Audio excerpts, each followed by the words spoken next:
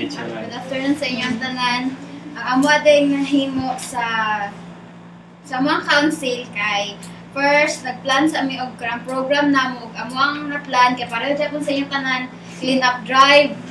Pero sa amo syempre kay moingon tag clean up drive dili lang siya ingon nga pamulot-pulot lang sa mga basurahan.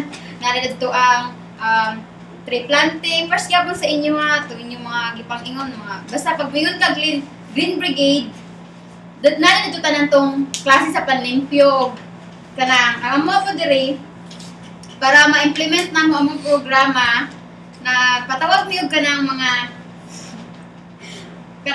sa to og meeting, nagpatawag tag meeting para ma-discuss ang mga proper ways on how our plan be succeeded na.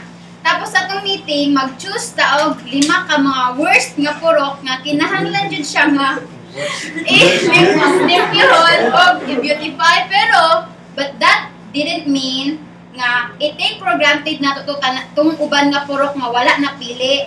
Pero ang mas maayo man, diba? Slowly but surely. So, atong pilion la, 5 ka purok nga kinahanglan jud i-beautify.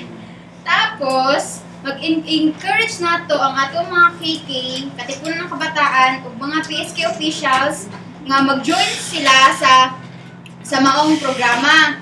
Tapos, diri siya sa programa namo, instead nga katunyuhang maghatag-hatag og mga premyo, well, may man jud noon to siya, pero mas maayo ang amo ang gihimo na lang para dili kay siya gasto, less lang pud ang magasto siya, makatabang pa jud ta kay sa muang cleanup drive, dili lang may mag-focus sa ato kay syempre katong 10% daghan man mo pud mahimo, di ba?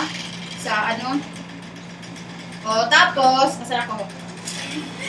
Mag-apod-apod mi og kanang 3 ka kilong bugas og other food stuff like noodles, sardines or other nga mga kinahanglan sa kusina, di ba? Mga luto-luto. Tapos mag-prepare tag gamay nga salo-salo para ma-shared sa iban nga mga nagpawis kato to mga nagpagod, syempre kinahanglan mo jud na magkaon, di ba? So, asan ako?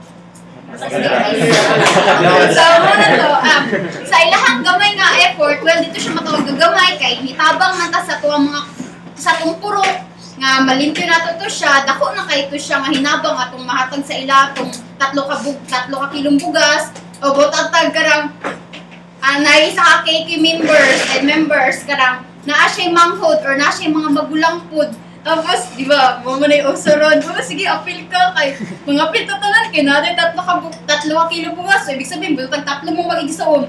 Kunya 3 kilo po inyo. So, nana mo yung 9 ka kilo. Di na mo lugi, di ba? So, mga na to. Asa na to? So, mahuli mo sa inyong balay. Kay kanang dili po mo lugi. Kontento na po mo kasi, namoy ni 9 ka kilo. Di mo sa inyong balay. Dagko kayo mag-ngisi, di ba? So, dagko kayong ngisi kay, syempre, ano man mo, maliban sa nakadawat mo ingatong mga gagmay nga, mga pahalipay, kay kanang nakatabang pa dyan mo sa inyong purok. So, maulang to mo, salamat! Butoy!